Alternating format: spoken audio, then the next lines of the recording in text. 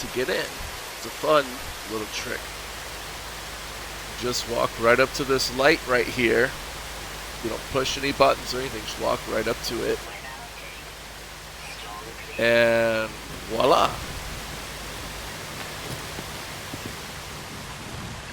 Now we're inside the base. And as you can see, it's just my first very simple glitch base, just experimenting with putting some things on the walls. And I made this little piece de resistance right here.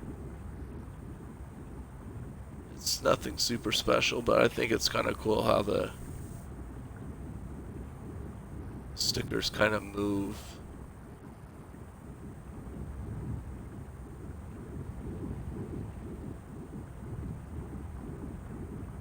It's sort of just an abstract piece.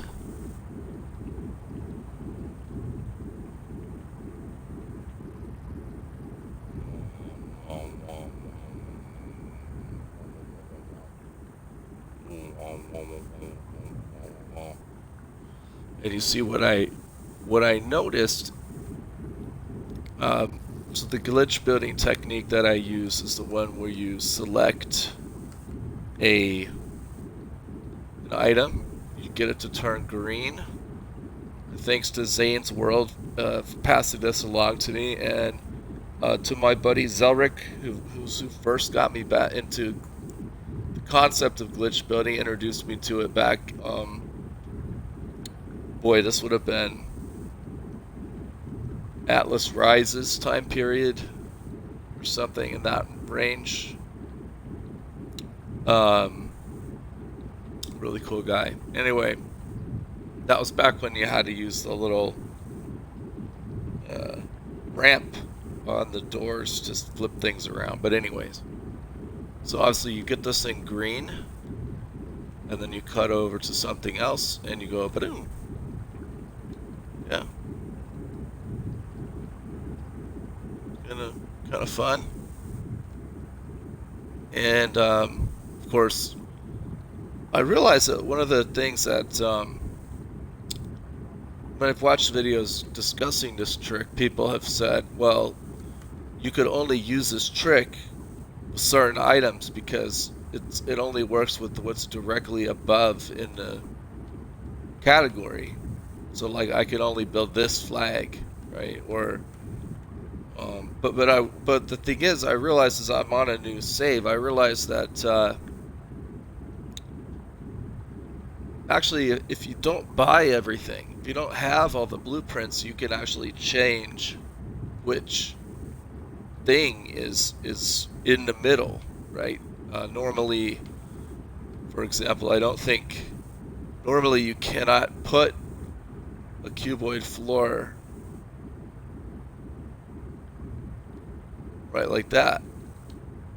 Usually you can't do that because the cuboid floor isn't normally the first thing right here.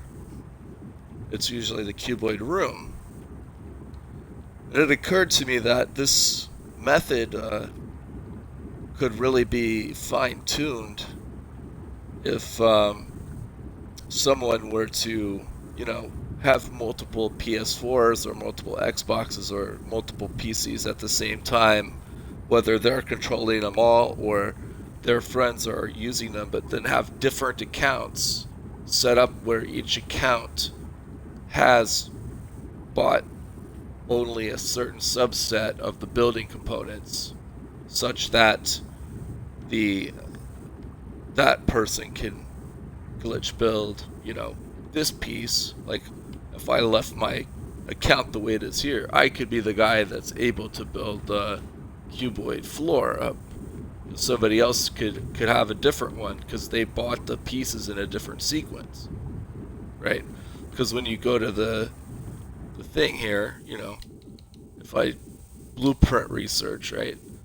If I buy this, it's going to change the sequence of things, so the different one is in the middle.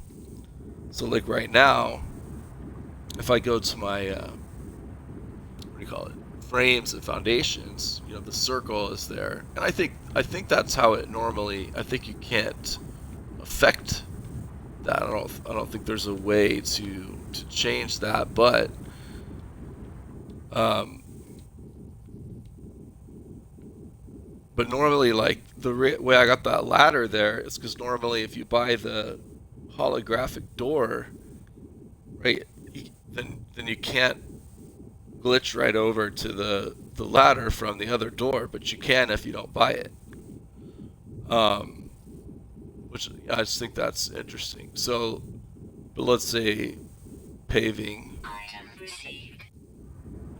See, I bought one paving. So then, it doesn't change. This one's always going to be the first. I don't know if it's. I don't know what it uses to determine the order. But maybe is it. The question would be is if it's possible to avoid buying the cylinder floor, because who uses that really? I mean, I've seen it used, but the problem is the stilts don't always render. So I just stopped using them. So I mean, maybe I just shouldn't have even bought it here, but I was not really planning on using this permadeath save as a building save, you know, but it's giving me an idea for what I might do with like a normal mode playthrough. Because obviously in creative you just start with all the blueprints, so you can't use this method to manipulate which pieces goes where. But here paving, let's get that one. Now we've got these guys, and right now they go in obviously with the flags. The question is there a way to manipulate the sequence? Oh, I forgot I had HUD turned off. Okay. So like if let's come in here. Let's see,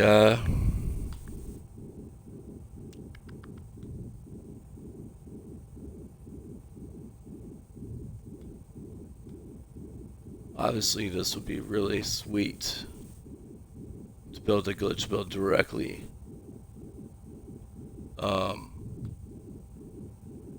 These are agriculture category. These are the chair category right here. Agriculture.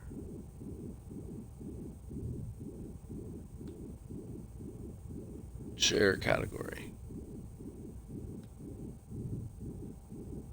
Let's just see if I just bought the sphere. Where does it, you know, where does it go?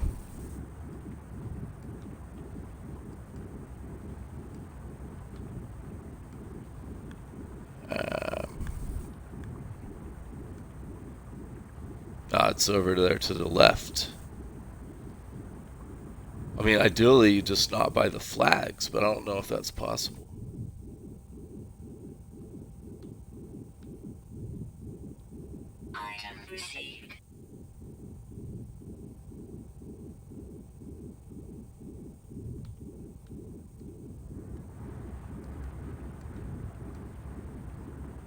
See now, the wedge goes there.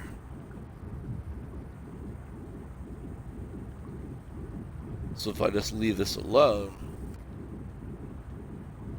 I could come over here.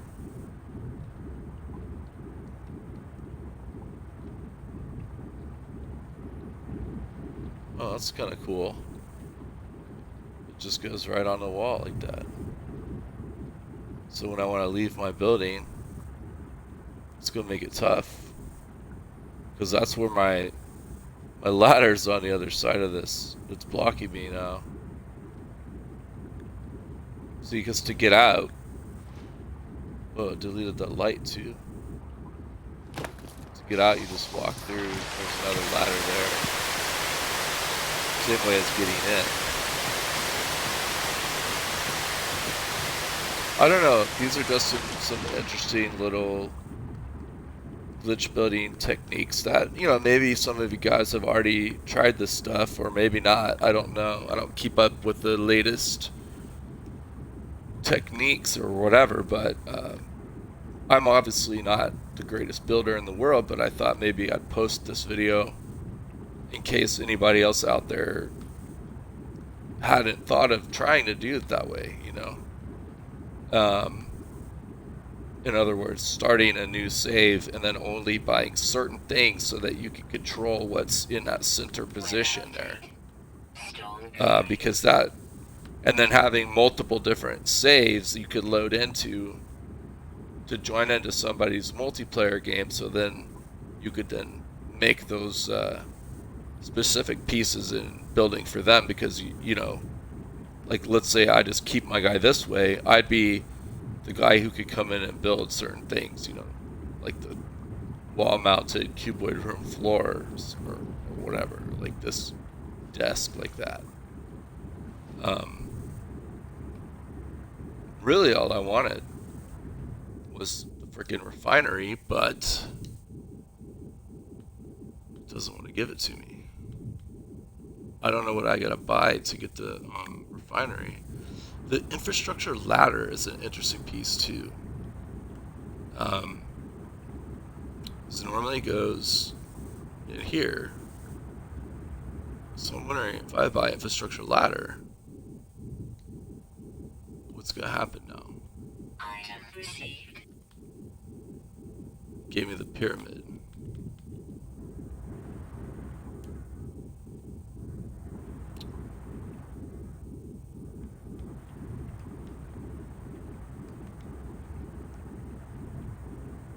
Yeah, so see, I could definitely glitch over to it, but it's still to the left. See what happens.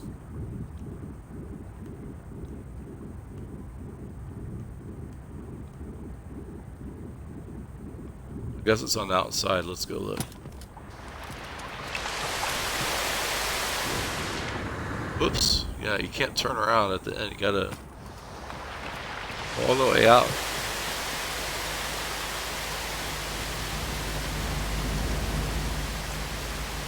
Yeah, it's right there.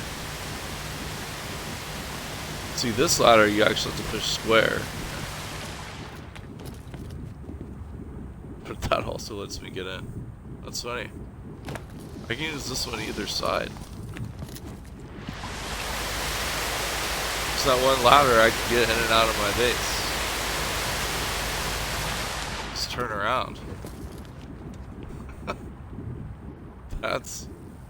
That's kind of crazy. I mean, I'm not saying nobody's ever tried that before, but I haven't seen anyone do that before.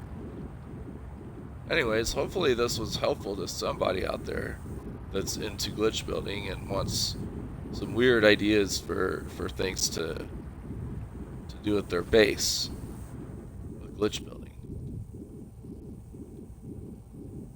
Most of my bases are conventional style. See, I was able to stick the plant on the side right here because of that.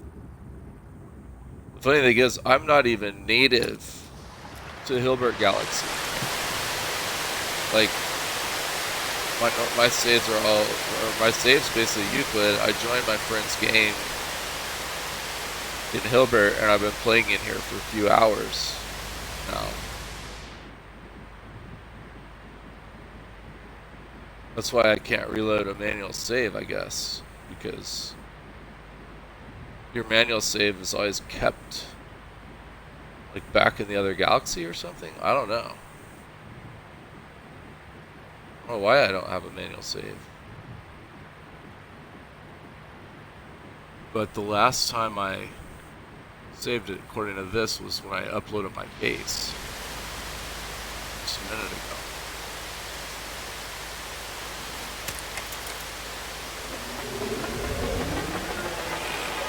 Okay, so I just saved.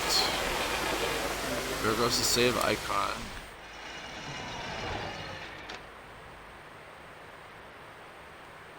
I guess it only lets you reload your latest save or something. I thought you usually had two options here. Oh, anyways. Maybe I broke it. Alright, well. Hope this was informative for anyone. Again, I'm in R on Xbox. If you got any questions, feel free to message me.